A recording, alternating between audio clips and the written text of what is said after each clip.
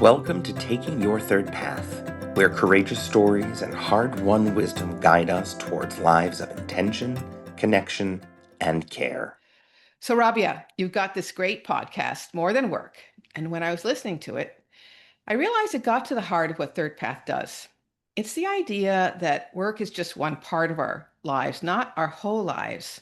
And I'm curious, what got you excited about this? Tell us. Yeah, so I think I spent a lot of time in my earlier part of my career at kind of startups or really high, like late startups, I'd say, like late age startups, and in e-commerce and very busy, very seasonal places. And there was this idea that working the most hours you could possibly work, breaking yourself in the process was all a virtue. And it isn't. And I think there were times when I definitely don't think I was present enough for my family. And I don't have kids, I don't have my own family, but I have my parents and I have my sister and I have my nephews and niece. And I have friends who are very important to me. And I wasn't there. I mean, there was one point when I was traveling for work so much that people just stopped inviting me to things because they just assumed I wasn't around. And I really had trouble connecting with my own life and where I lived. And I think later on, I saw too that like when I was looking for a new job after giving everything I had to a job twice, actually it happened when I was looking for a job, I felt like I had no purpose anymore because I wasn't working. And I've even gone through that more recently with some changes at my job now. And it's a really lonely place and it feels really awful when you give everything to work and then you all of a sudden feel like you don't have any meaning in your life because of work when really it's about everything else. And I saw friends get let go from companies after like 13 years and things like that and feeling they had no value and that like when they were looking for another job, like can I even get another job? Was I just lucky for this last time and almost feeling like they could only function in that environment, not somewhere else. And so I think all those things made me think about when I was going to make a podcast, what do I want to make it about? And I wanted to make it about the people who are finding ways to define themselves outside of just their job. And some people are entrepreneurs who now have a job that kind of in a space that they like giving to and spending time with. And so maybe they still have work as a big part of their life, but it's not in the same way because it's their idea or their concept or what they wanted to focus on. But that was really it. I mean, it's just kind of valuing yourself as more than just your job title. Actually, that's really fabulous. And thank you for those answers. I mean, a lot of thoughts come to my mind is, one is, with someone who's an entrepreneur, this is their job. So this is something where they're not going to get let go after 13 years of doing their work. So it does feel like it's a very different equation when you're doing something that's your own passion and success than when you're working for somebody. And it reminds me of the podcast we just did with Simino Stolzoff, where one of his chapters in his books talks about how work is not your family. Because Mhm. they will let you go after 13 years if they don't need you. Yeah. That's just the truth. And now there are, luckily, in the Third Path community, a lot of really progressive organizations doing great things, but there are some not so great ones out there. Well, tell me, what have you learned from your guests in this idea that people can live a life that's more than work? What are some of the things that you've really taken from your guests around that topic? Like I talked to all different people from all different types of jobs or roles and family lives and personal lives and things like that. And I think one thing that's in common is that everybody has felt very similar things about themselves at some point. And I think that that's not always realized. Like our differences are very obvious sometimes, but our similarities aren't. And there's like this part of us that just wants to do a good job and wants to like have someone think more of us than just like, oh, that's someone I work with or that's someone I happen to interact with every once in a while, but they really want to be seen as something else. And I think that a lot of parents I've talked to have had the same struggles with their kids, no matter where they live in the world. A lot of people who are, I don't know if I want to say single, but just who don't have kids and who don't have that still kind of have very similar wants, like just to, show up for the people in their lives. I think that's a big one. Like a lot of people realize, but a lot of people too have breakdowns, which is something people don't talk about. It's you don't want to tell people that you're struggling, but I think that when people share that, then it normalizes it more. And I think that makes it more okay so that people can get out of it more easily because they're not ashamed. It's like it's bad enough if you're having a breakdown and you're really struggling mentally, but then being ashamed of it just adds a whole other complexity. So I think I've had people share that too, and I think that's been a big deal. I can tell why your guests feel seen on your podcast, you know? And again, you've just brought up such important things that are just themes we've been doing at Third Path for 25 years, which is it's called Third Path because it's the idea that you can do work and something else, whether that's children or elder care or art or stand-up comedy. Like the idea is that there is more than work in our lives. And I think that you just captured it so well that people, whether it's at home, with their friends, with their families, or at work, they want to feel seen. They want to feel appreciated and respected and understood that they're doing their best. And that can get complicated. I mean, again, you've really hit this truth that if you have a commitment to your children and a commitment to work, there are going to be days when work takes up more of your life or family takes up more of your life. And we can create organizations that support that back and forth and Mm. respect that back and forth and understand there will be times when it feels really challenging. And there's so many stories I could tell you about that. So, yay for making it safe for people to talk about this, including the struggles around this. That's really great. I'm curious, something we've really learned at Third Path is the idea that when you're committed to something more than work, when you're committed to being a great parent or being a great caregiver of your aging parents, or being a worker and stand-up comic, our experience has been that you bring something more to the workplace. You actually benefit. It's not this one-sided, I need this because it's me and my selfish needs. There's really a benefit to the workplace too. Have you seen that for yourself? And then I'm curious, have you seen that for your guests?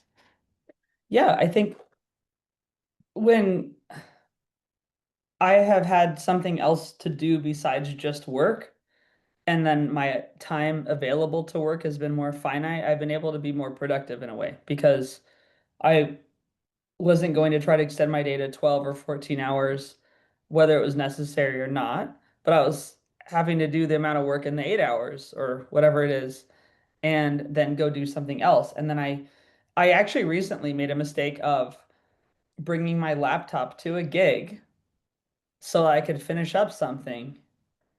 But then I wasn't really able to pay attention to the other comics. And I'm someone who likes to sit at a comedy gig and watch what my peers are doing, my colleagues, and then have respect for them, but also like laugh when there's something funny and just be present as an audience member when I'm not on stage. And I was kind of trying to do work in that, and I felt like very tethered. And then I ended up staying late at the venue to finish my work, and it wasn't honestly that important. But there was this kind of thing going on at work where I felt like I had to do this, like I had no choice. And it was really awful. And for the most part, I haven't had to do that in a while. And I just think that that meant I was out of balance. And I think that when your time is being dedicated to different things, but you can like section them off and maybe like after 6 p.m. you're not going to answer work emails. First of all, that's better for your coworkers too, because then they're not going to be looking at email and answering email and doing this stuff. Or maybe if you're a boss, one thing I read and I think is true because I've experienced this as a employee like of someone, but and as a boss or manager, if you send an email to your staff and say, hey, don't look at this until tomorrow, it's already in their head that they've got this email, they've got this thing they've got to look at. Maybe that did they do something wrong, whatever. It's just going to be there in part of their world at that time. And so it's just better for everyone if an organization decides they're not doing it. And I think, yeah, I've talked to people where, especially when they've gone out on their own, then they're setting their own hours and they've had to struggle with boundaries with themselves, but then they've done it and then they've realized like, yeah, one reason I went off on my own was to be able to make my own rules. And so I think that pretty much sums it up for me Yeah. and just how I look at it. I feel like, what I'm learning from listening to you is just, again, underscoring what we've learned for 25 years. It's this idea that we can learn some skills when we live this more than work approach, or what we call an integrated approach. One of the skills I heard you talk about is learning how to be present where you are. You Hmm. know, I'm present at this meeting and I'm focused on what we're doing in this 1 hour long meeting. And because I'm present and everybody else is present in this 1 hour long meeting, that meeting is going to become much more effective, you know? Or I'm present with my mom and I'm paying attention to where she is today and I'm here to help her. I've just been recently helping my mom with some elder care stuff, and being present with her and listening and being aware of what's going on at that moment helped me figure out how to help her better. It's really just this idea that there's some skills we can learn when we live a life that's integrated or includes more than work that are beneficial for both sides of the equation. I also hear you talking about that you need to pay attention. Am I in balance or am I out of balance? And then you need to make an adjustment where you can make an adjustment. And I think that sometimes we just let work take over our lives and we just work so much that we lose track of even what our bodies are telling us. And so you made an adjustment. You notice, oh, I brought my computer to comedy shop. Not doing that again. I'm going to make some adjustments. Listening to you made me think of one question I wasn't planning to ask you. When people are trying to live a life with more than work, an integrated life, I bet hybrid and remote work has helped them do this better. Tell me how you notice maybe in your own life or others how hybrid and remote work has helped you with that. Yeah, I mean, I've been remote for over 9 years. So well before the pandemic, a lot of people discovered it, or it discovered them, I guess, a little over 5 years ago. But I think that what it allows you to do is you don't have that commute time. And so that's already an hour probably on either side of your day. And even the getting ready time, like depending on how much you're on camera and how much you have to get ready. But there's a time savings there and you can optimize that or not. But I think a lot of the skepticism around remote work is that, oh, then people will just do whatever they want, they won't work, whatever. But when you're in an office, a lot of times there's a lot of chat, there's people going around to people's desks, there's going to lunch, there's, some people do the drinking lunches. I don't think that's great. I think you're less likely to do that at home just because, you're not going out. It's kind of more awkward to go get a beer or something out of your fridge. But I think there's all sorts of stuff people do, and I think that when you're working at home, again, it's important to have boundaries around like where you work, what's your workspace versus where your rest of your life is. But also, a lot of people, kind of have fixed hours where they're alone and they can get work done. And so then they just do that and they don't have to do the commute.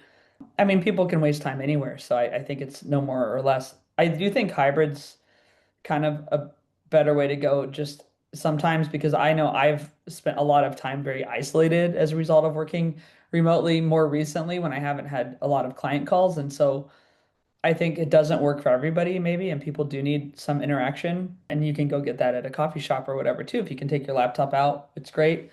But I think hybrid's also good because if you can just go into the office a couple days a week and go home, I do think the whole bringing people back 5 days a week or mandating that they're there on 4 days a week and things like that is just kind of alienating people and making it hard for them because I think maybe there's a boss who wants to do that, but no one else. And, kind of more trusting people to make decisions around when they go in is better, or say, yeah, everyone, we have this meeting today, go in. But I do think that working remotely, it lets you work when you're away. But if you work when you're on vacation, you have to still be careful about boundaries. I mean, that's one thing I've run into as well. Like, oh, I'm at my hotel room and it's 6 a.m. and I woke up. So I'll start working, but then it's like 7 p.m. I'm still working. What am I doing? I'm not really seeing anything outside. So I think, yeah, it has pros and cons for sure, but it does help people, I think, overall. Again, you've raised such great points. I love the point that, the boss is the one who's actually benefited from this mandate. And the whole point that, honest to goodness, right before the pandemic, if you did a Google search for a very specific time period, the big buzzword was that people were not engaged at work. Well, they were all frickin' at work, and the problem was that they weren't engaged. So, like, as if working from home changes the problem that existed even before the pandemic, which is how do you make people feel engaged at work? And I think when you support them to live whole lives, like what you're doing with more than work, they feel much more engaged when they are working. So, it's just kind of crazy. So I have one last question because one of the things that we've been doing in these podcasts is thinking about some of the important concepts that Third Path has learned about over 25 years. And then, thinking about them in each of our episodes. And one of them is the idea that, and we talked a little bit about this before, this difference between episodic versus chronic overwork. And so you touched on that. In fact, what you said was it was the motivation for why you started figuring out the concept of your podcast. But episodic work is the idea that even when you're really skilled, there are going to be times when there's just too much work to do. Chronic overwork is those organizations where it's like a constant fire drill and you're always feeling like you need to get to the next urgent thing. And that there's important things you're probably not even getting to. And there's certainly work spilling into your nights, your weekends. Maybe you're not even able to turn off work on vacation. And so it's really something where I think that we assume this crazy work approach is good for an organization, but I would argue this chronic overwork is really bad for an organization. So tell me more about, again, I'm not pretending I've gotten it right every time, but what are some things you've learned to help yourself be in an organization that avoids chronic overwork or be in a place personally that avoids chronic overwork? Yeah, I think what I've learned overall is just I mean, chronic overwork comes with chronic lack of rest, chronic stress. And I think stress is one of the most dangerous things for people to experience over time. I mean, there's studies about different communities and the stress within them and how it's affected life expectancy, but then also with work causing stress all the time. And I think the difference is like there's a culture of chronic work or just where it happens to be the exception. And I think for me, like, yeah, I have times where I'm just more busy in general. Either there's more demands on work or more demands from a client, or, sometimes like in software development, maybe you'll do a monthly software release. So, there's a couple days a month that it's going to be like that, but that's just kind of accepted. I mean, you understand that. And so you can, and then the rest of the time you can just work normally, and that's okay because you can even plan for it. Um, but I think what I've learned is sometimes too that working more hours doesn't necessarily mean I've been more productive or gotten more done. And so if I do more in less time because I'm more focused, then that's better. And then you have to deal with perceptions that people have about your hours or something. I think one thing being remote helps with is that, like, if you always answer a message, that's, good.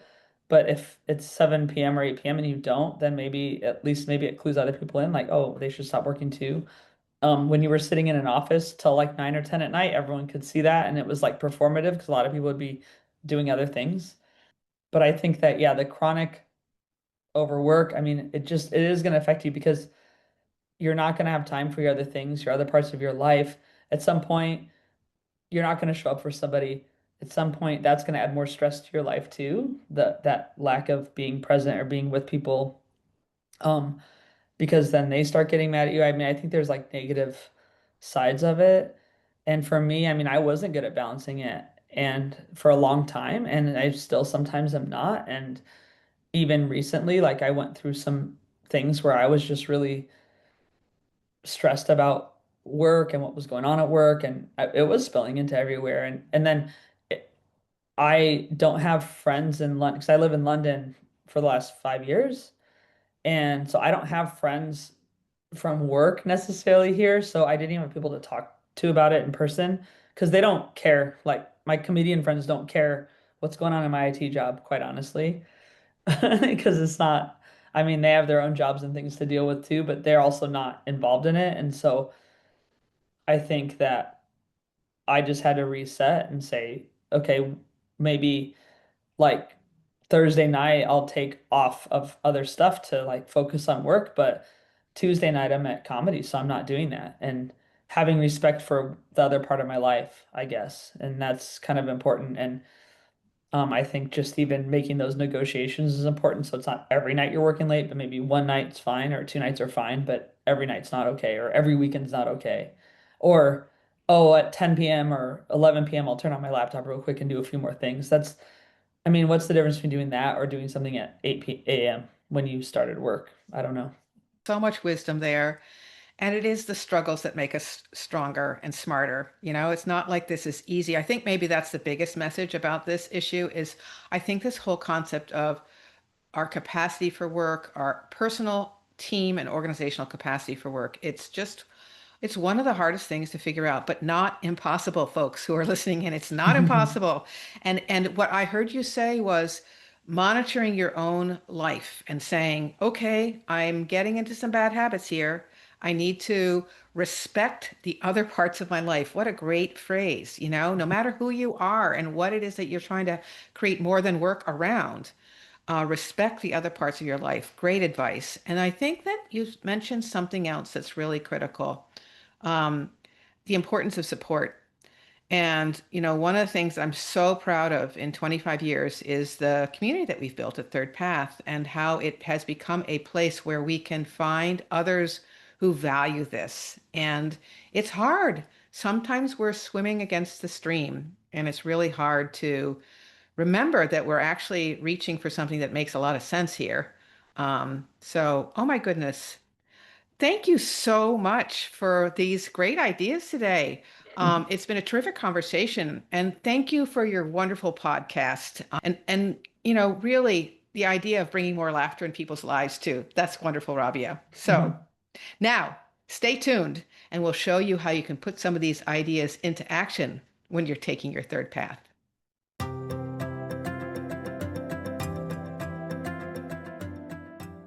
Heather, welcome to the podcast. I'm so glad to have you here. Thanks for taking the time to join us today. So happy to be here.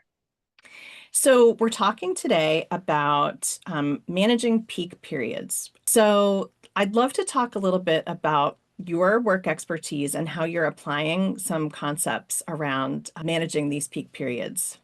So it's interesting timing because it is definitely a peak period. I work in an academic setting, so fall semester is always very busy. And then middle of fall semester is just really the peak of it. And at home, my daughter's a theater kid, so she's in a production and it's happening this weekend. So she's also has rehearsal. She's working like 14-hour days between school and rehearsals.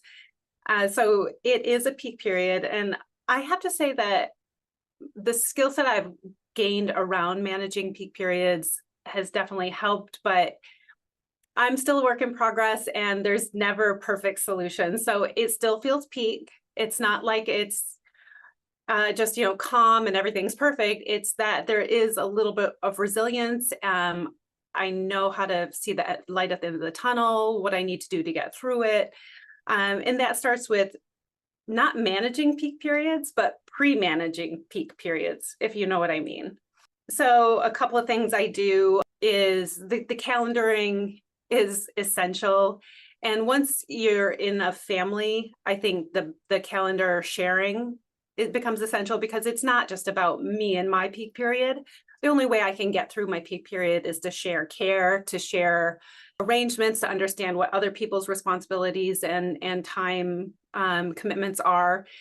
And in my household, that's hard because my husband travels a lot for work. He works long hours. Luckily, he has a lot of flexibility. So sometimes I'm at the office and I'm thinking, somebody needs to be home to let the dog out at some point today. And then I just text him and I'm like, are you at the office still downtown or are you at home? And he'll say, oh, I came home midday because I needed some focus time. And so it's not like he's always gone or he's trapped downtown until late at night. We both have a lot of flexibility and that makes a big difference. But the shared calendar lets me know when he's absolutely away, when he's traveling. So we sit together and talk about that maybe 3 or 4 months in advance. And I just kind of write down all his travel so that I know when I can expect him to be home to be able to help with some of the things that I normally manage and when I need to call in extra support from friends. My daughter's in high school now, so there's a lot of carpooling, a lot of realizing that she has friends in the same activities. And so we really do share a lot of that. And that helps a lot because knowing in advance that there are nights that I also have an activity, he is traveling, she has to be somewhere, I have people I can call on. But it's really knowing in advance, it's really thinking about it in advance that helps. Because if you try to get last minute help, it's very hard, right?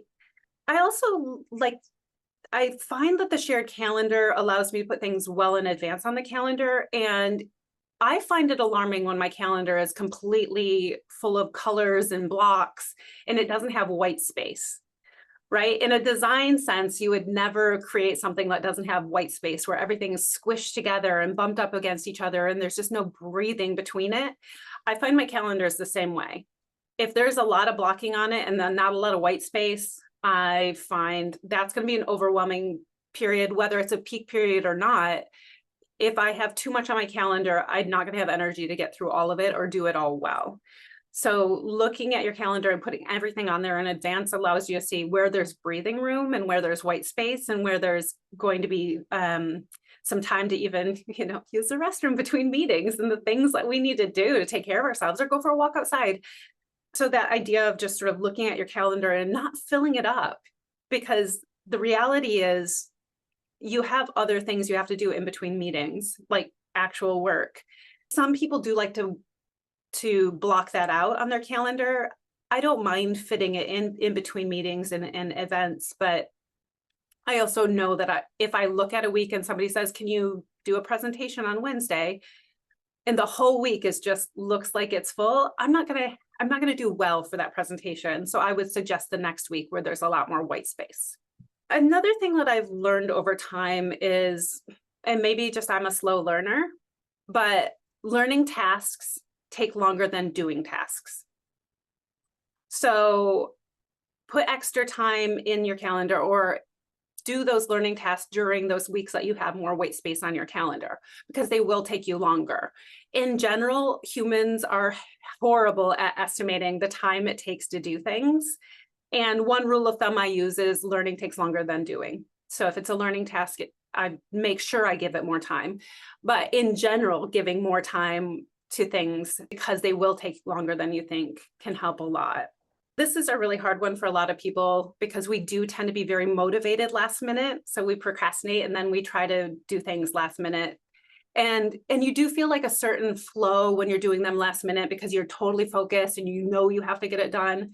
But I really try to use the slow periods to get started on work that I know will come up during the peak periods. I don't try to do it perfectly. I might even do it during a really low energy moment where I'm like, I am just setting this stuff over here, just making a pile. If it's like a class that I need to teach and there's probably 30 slides I need to develop, they are very underdeveloped, but I know, I just put on there what I know is going to need or make notes so that during that peak period, I'm like, oh, I'm so glad I was so organized. These look terrible, but I have a really good start. I don't think that I can get in the mindset of last minute work where you're like, okay, locked in. But I do kind of say, you know what? I'm not going to focus on this. I'm not going to do a really good job at this, but I'm going to get it started. And so many times I'm happy I've done it. Even though it's like looking back at your horrible work that you did when you were not in the mood, sometimes it's like, wow, I'm really bad at this. I'm so glad I did that when it gets to that peak period, and it saves me so much of that time I would have spent then when I have other things that I have to do. So those are pre-managing the peak periods. How can you get started in advance and use the slower periods for strategic thinking, planning, organizing, getting started, so that it frees up those peak periods to just do your best with the things that you're doing? You have touched on so many incredible skills and strategies, and I'm so blown away by everything you've said. And the question I need to ask you is, how did you get started with all of this? I've been studying, researching, writing about, teaching work-life balance, work-family decision-making, health and well-being for 15, 20 years now. So you talk to other people and you pick up ideas. For one, Third Path has been a great source of these conversations and skill sets.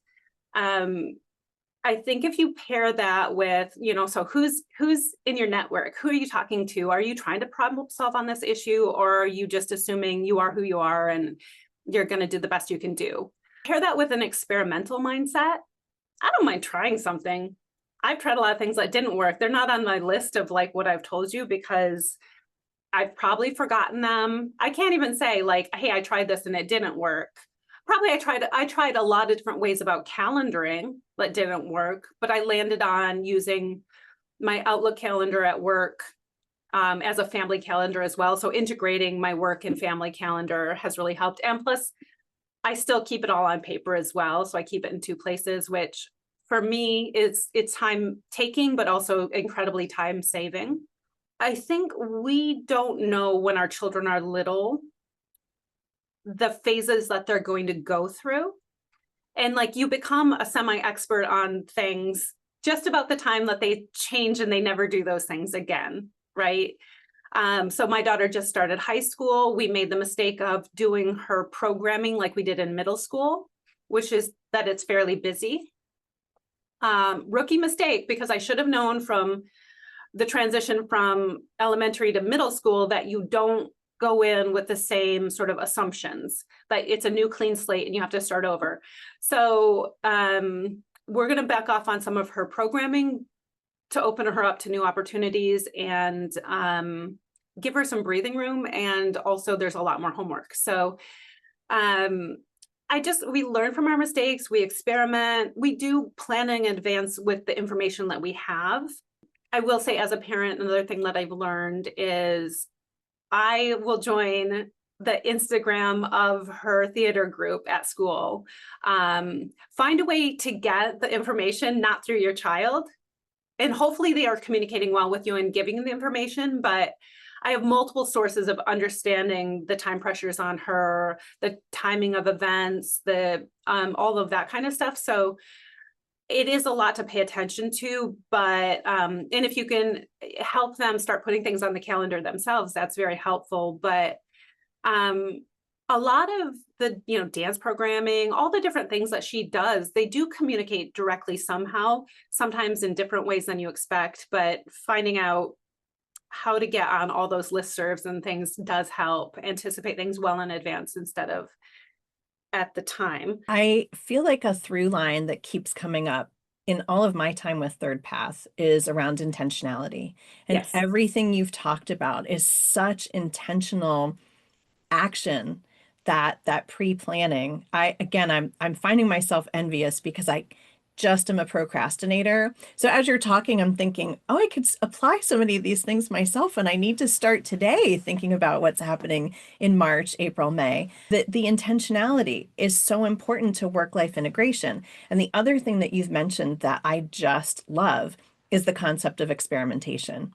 We learn by trying, and you try something, and when it doesn't work, you go ahead and put it aside.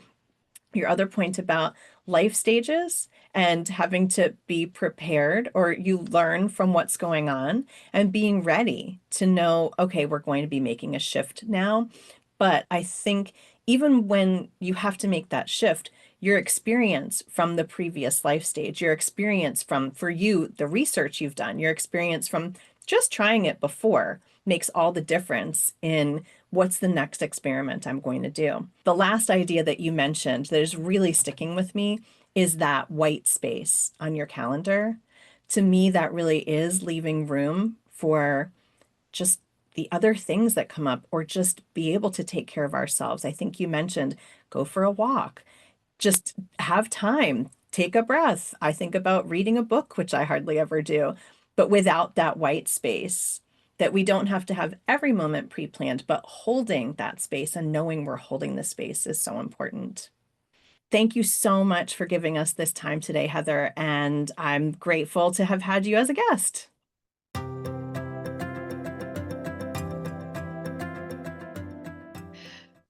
Hi again, for those of you who are looking for a quick recap of what we were just talking about, Melissa and I are now going to do that. I'm really excited to jump in and just start to talk about what I loved about your conversation with Rabia. She's just so relatable. I could recap everything, but my top couple of things that I loved that she talked about where it was when she was so busy that her family and friends stopped inviting her to different events. I was like, "Oh my gosh, yes, that's happened to me." And what an important point to say something's wrong, something's off, and I need to kind of recalibrate how I am integrating work and life. So that was one that stood out to me. And I had an image when she was talking about how she took her laptop to a comedy show and what that actually did to her and to that experience and how that completely changed her experience and that she was just very distracted. She wasn't into with the way she wanted to be. So being able to make that distinction that even being busy doesn't mean that you should have to completely cut off the things that are important to you. I'd Yeah. say the last thing was that working more doesn't mean that you're accomplishing more. That stood out in a big way to me that peak periods mean that we have to work more, but it doesn't mean by adding 15 hours to the week, we've somehow done a better job with the quality of our work.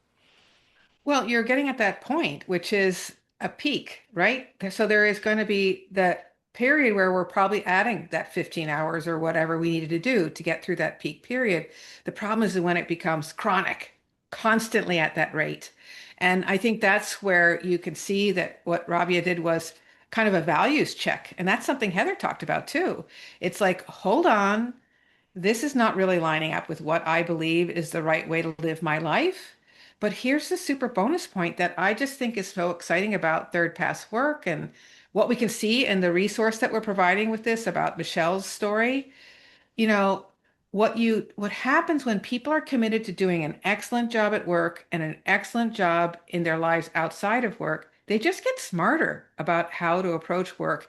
The whole organization gets smarter because instead of going from fire drill to fire drill to fire drill, you have people who are saying, wait a minute, how do we really make sure we are doing our very best work, using our time best at work? And when we're in fire drill mode, we aren't able to plan, we aren't able to think as much. So it's really this incredible opportunity for us to be better employees because we actually say chronic overwork is bad, bad for me, bad for my workplace. Well, I want to talk a little bit about Heather's because that was also a really exciting one. It was fun to have you talk to her. Like you, I really enjoyed listening to your conversation with Heather too. I mean, there was just an enormous amount of wisdom that she's applied to this concept of, managing peak periods of work and life. Because her point was well taken that whether it's work that's a little bit overwhelming or whether it's life that's overwhelming, it's going to impact the other one, right? And unfortunately, there's going to be times when work and life are overwhelming. Let's not go there. But like the point is that they're always going to impact each other. And I thought that was really so true and such a great, basic, important thing for people to hold on to. But what she learned was kind of, it's going to be hard, but you can do some stuff ahead of time. You can pre-manage peak periods of work. This time of year is going to be a bad time of year for work or for life, and you can think ahead and pre-manage and get systems in place that are going to help you better manage it. And then that basic point she said, I think we all do it differently, but that idea that we need enough, she called it white space. And I think it's that idea that, you can kind of look at your calendar, whatever way you approach your calendar. I have many different ways I approach this concept. And you can look at it and say, whoa, this is getting too crowded. I cannot add one more thing to this. I really need to get firm. I might even need to push something to the next week. And that there's a certain amount of breathing room we need to get through what we need to do, even during a peak period. And actually, Michelle's story is such a great example of how she does that too. What about you? What else did you like about Heather's conversation? I do have to reiterate, it was such a profound visual for me, the white space on the calendar that really stuck with me, as well as Heather talking about how life stages, like having gone through certain experiences at a certain life stage, does tee you up for success for the next challenge that might come up. And how you handled something in the past is probably not going to work exactly the same way due to the needs at different life stages. That one is very true for me right now. It resonates for me in this moment with my children. Her other concept about be willing to experiment. So something's not working, you need to try something else out. Set it up as an experiment. Just because you're trying something new doesn't mean this is the only way we can do things from now on. It just means we're testing something out. Let's see how it works. I think that relieves so much pressure in a problem-solving situation. By you talking about that life stage stuff, it was making me think about something so profound in Heather's story, which is, things change at home and you might be able to do things, arrange things differently at home. And she really forgot that at this life stage, her partner could play a bigger role at home. And it was fun to see her kind of eyes get open and say, oh, right, I need to shift who can help me at home. And stop assuming that that help isn't there for me. So that was really profound to hear her, wake up and learn about. So how about you? Any last thoughts? Yeah, there's a tie-in from something that Heather was talking about when she was talking about making these changes and how she leaned on friends as sort of a sounding board for what might change and how things might need to change. And I was struck when Rabia said that her committee of friends was not interested in the details in her job. And that something that we've been able to set up that you really taught me and I love to leverage is the idea of having a friend, knowing that you are going to speak to that person and the two-person listening. I'm just going to talk and you're just going to listen, and it is going to be about work. And that conversation is not a burden to the other person because you've already agreed that's what this time is going to be about. It's so valuable. And I would encourage anybody who feels like their work situation or their home situation does feel like a burden to somebody else, lay it out there, ask for that person in your life. I would venture a guess that person actually exists in your life. Yeah. And you know what Melissa and I've both learned is that it really helps to have that 10 minutes of listening. But what's so weird is there's that human factor when you're listening to the other person for the reverse, the 10 minutes that you're listening, you actually feel less alone with whatever it is that you needed to talk about. So you can really build I have a whole list of people I can call for that swap of 10 minutes of listening. When we're overwhelmed, as Heather said, it's going to be hard, but we can create a circle of people who can help us get through that hard time. So, hey, you guys, thanks for listening in and keep taking your third path.